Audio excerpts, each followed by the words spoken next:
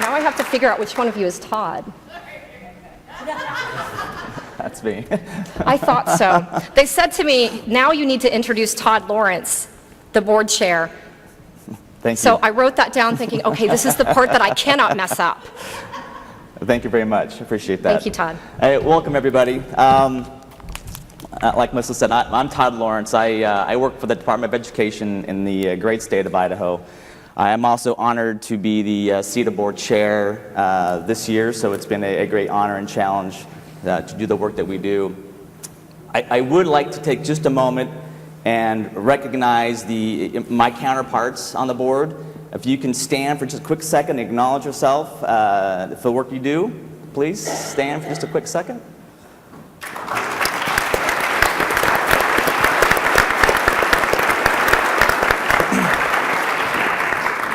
Thank you. And if you guys have questions about what we do, grab any of us. We're happy to discuss. So we want to continue the conversation around personalized learning. And we want to kind of dive into a little bit more, and specifically, and how it affects and in relation to rural schools. And because there are unique challenges and some successes as well. And this connects to some of the work that Setda has done throughout the years, and more specifically this last year. Like, for example, you have this on your table. It's the State Wi-Fi for Fostering Digital Learning. So please feel free to take that and read about it some more. But we want to acknowledge some of that work as well. We've assembled a unique and panel, some smart individuals here that we're going to share, and we want to get their perspective on personalized learning in rural America. So I'm going to let them introduce themselves and share a little about their role and how it connects to personalized learning in rural schools. I guess good morning, almost lunchtime. My name is Pratt. I'm the Executive Director of the National Rural Education Association. Our offices are housed in Chattanooga, Tennessee, on the campus of, I have to say the whole name or I get in trouble by my university, the University of Tennessee at Chattanooga, not the one in Knoxville that wears orange that's not really successful right now. The other one, okay? So I had to put that out there. My role with the National Rural Ed is I have a great job in the sense that I get to visit rural states. I've been in 42 rural states since January 1.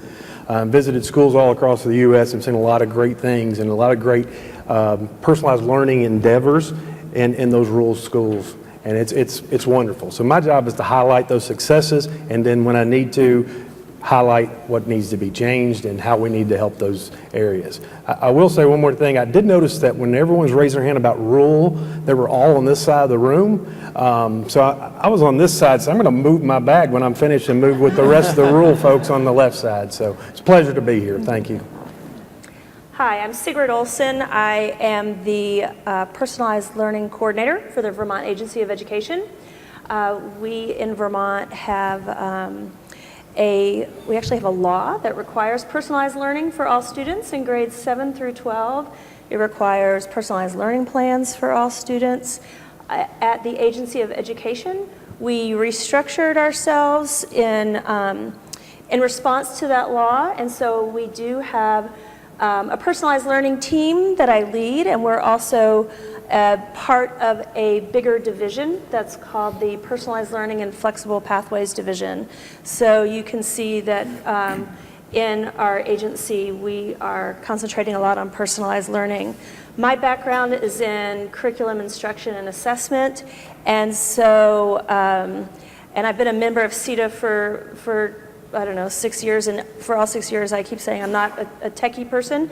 So in this case, that is true too. I look at personalized learning through a little bit of a different lens than we've looked at so far. My lens is that student-centered lens. So how can we look at instructional practice? How can we change schools to be more student-centered along those lines? So that'll be my lens today. I'm Bo Morris. I am a legislative assistant for Congressman Polis, so I'm coming at this more of from the policy perspective. So I live and work here in Washington, D.C., So my boss represents the 2nd District from Colorado, so that's Boulder, Fort Collins, but also a lot of mountain rural areas, so Vail, Breckenridge areas. I come from this from the policy perspective, particularly around the Every Student Succeeds Act. So my boss is the ranking member on the Early Childhood and K-12 Subcommittee on the Educational Workforce Committee. He was also one of 7 House Democrats who was on the conference committee to write and finalize the ESSA. So we were very involved in some of the language, particularly around Title IV, Part A, also the Education, Innovation, and Research program, the successor to I-3, very involved in that too. We also are doing a lot of work on infrastructure and what infrastructure means, particularly for rural schools and broadband, and also a lot of work on student data privacy too. And we've worked closely with Setda on that, recognizing that with the power of ed tech and personalized learning, there's also a privacy side. And so keeping that in mind in our policy work.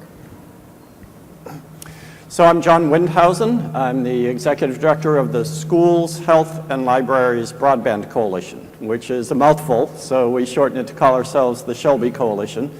We're a nonprofit advocacy organization based here in Washington, D.C., but we have 117 members from around the United States. And I'm very pleased to mention that the charming Tracy Weeks is about to join the SHLB Coalition Board of Directors. So we're very pleased that Tracy will have that role. Yes. Our focus is on broadband.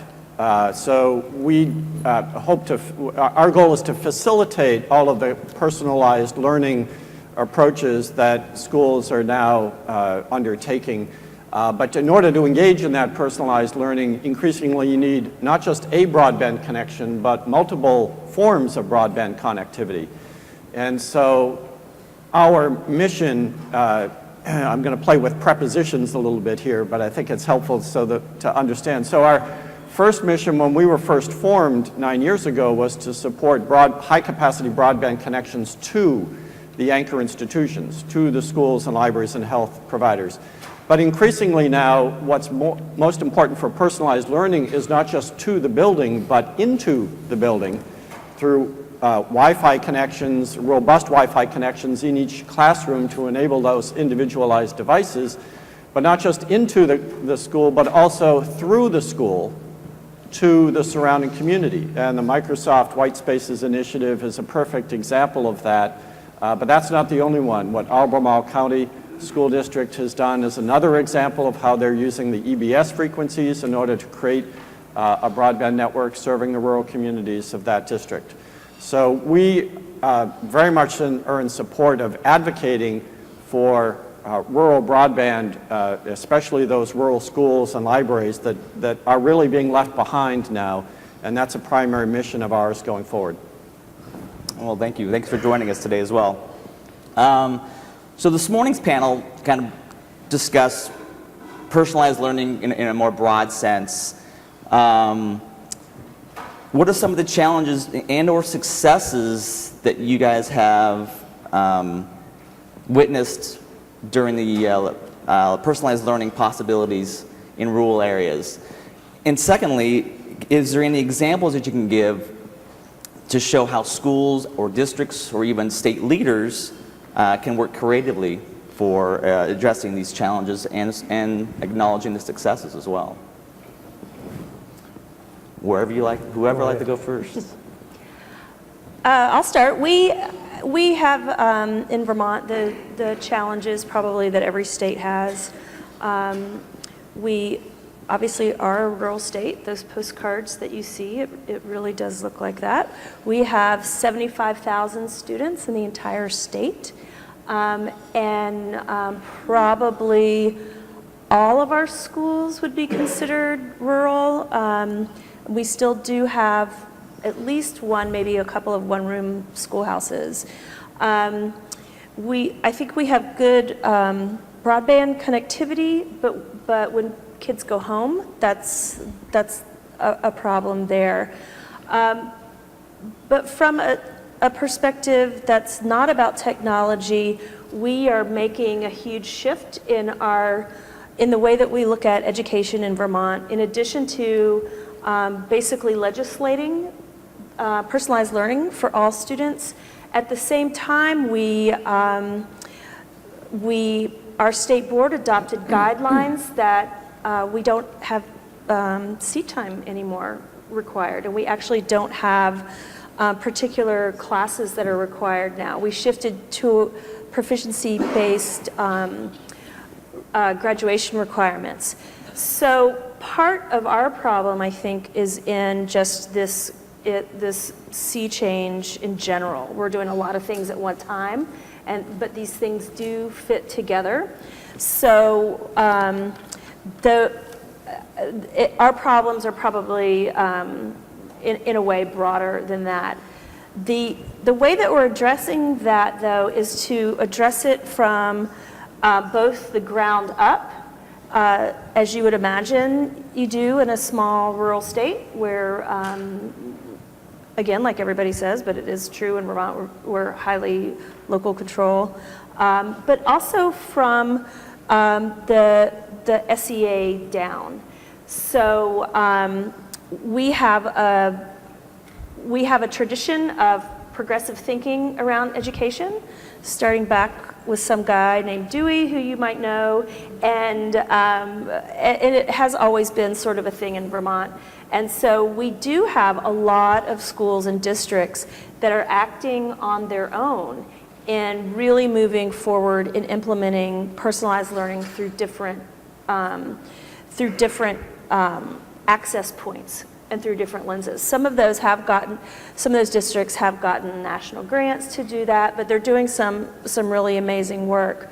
I talked a little bit about the restructuring that we did at the SEA level, but we also are giving out, instead of telling people what we want them to do, we are giving out grants around the state to fund ground level work around personalized learning through that we can then share around the state.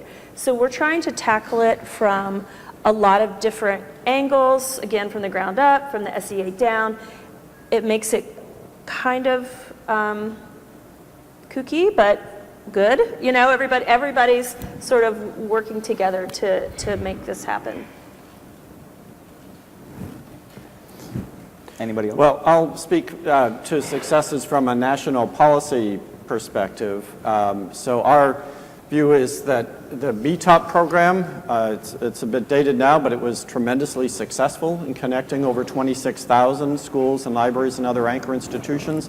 That's about 10% of all the anchor institutions in the country. So it was a significant progress in getting high-capacity broadband to 26,000 anchor institutions, but there are so many more left to focus on. The E-rate reforms in 2014, those were positive changes.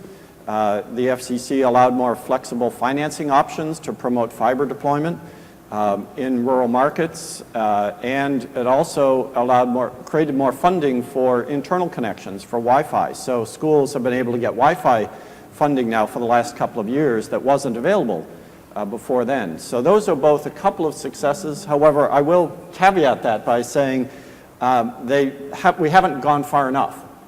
We don't really have a comprehensive rural broadband strategy in this country yet. We have a national broadband plan from 2010 that's kind of dated now, doesn't incorporate all the latest technologies, but we still are dealing with kind of a scattershot where we have a universal service fund that the FCC administers with 4 different programs that aren't allowed to sync up with each other.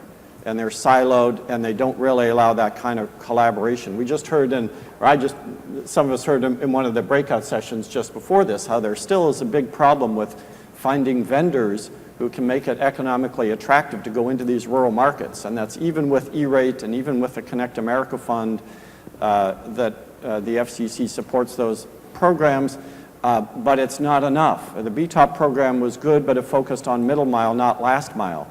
So we really need to develop a rural broadband strategy here that is more holistic and comprehensive to try to address the needs for schools and students.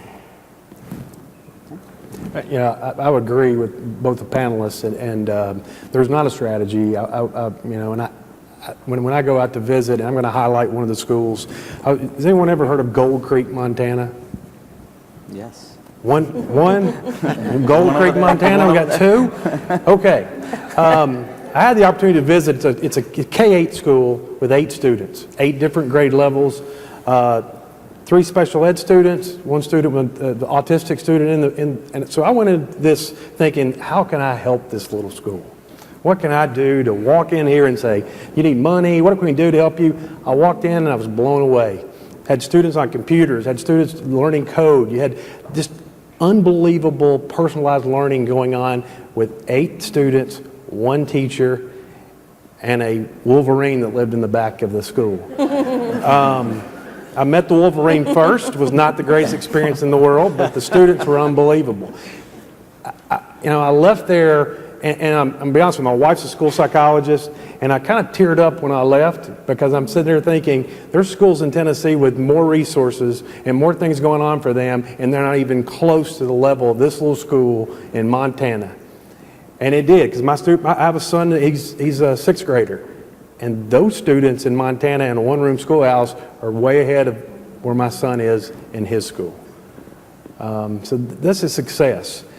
I think a challenge, and I worked at the State Department in Tennessee for a while, and now in my current role, I think a big challenge is letting rural school districts say it's okay to be outside the box and it's okay to be flexible. Because rural folks, a lot of times we're going to follow, we're going to be compliant, we're going to do what you tell us to do. And I think that's the biggest thing. If you tell us, hey, your freedom outside the box, here's your land to play in. And I think that's a positive. This morning when the young lady from Utah talked about being a convener, I think that is important. And also when she reiterated the point of, we're going to tell you what you can do and what you can't. And I think those are very valuable lessons. And I think those are areas that need to change in rural state departments and rural education. So I can add briefly some of our policy work, specifically around the privacy side. So the genesis of our work on student data privacy came from questions that we were getting from our school districts in Colorado, wondering what the technology tools that they can use, can't use, where that data goes, who owns that data. So of course we have FERPA. FERPA is just a little bit outdated, and in many ways is an education bill. And so what we are trying to do is think about what is the responsibility on the technology side? If you were an ed tech provider, what are your rules and restrictions around what you do with data, how you share that data? We have a prohibition in our legislation on selling that data or using it for commercial gain. But I think that continues to be a challenge. We have a bipartisan bill that had received a lot of support and was really endorsed across the board from privacy and education and tech groups. But that legislation is not law yet, and that uncertainty is definitely still there. We're seeing states start to lead in this area, but there continues to be a lack of a national standard for student data privacy. Yeah, interesting, thank you. So we want to continue the theme of the morning of the quick group talk, and then we're going to pass around the padded blue box, the catch box. You guys can share. So if you could take a few minutes, like 4 to 5 minutes, and discuss amongst yourselves, why is it important to focus on personalized learning in rural schools?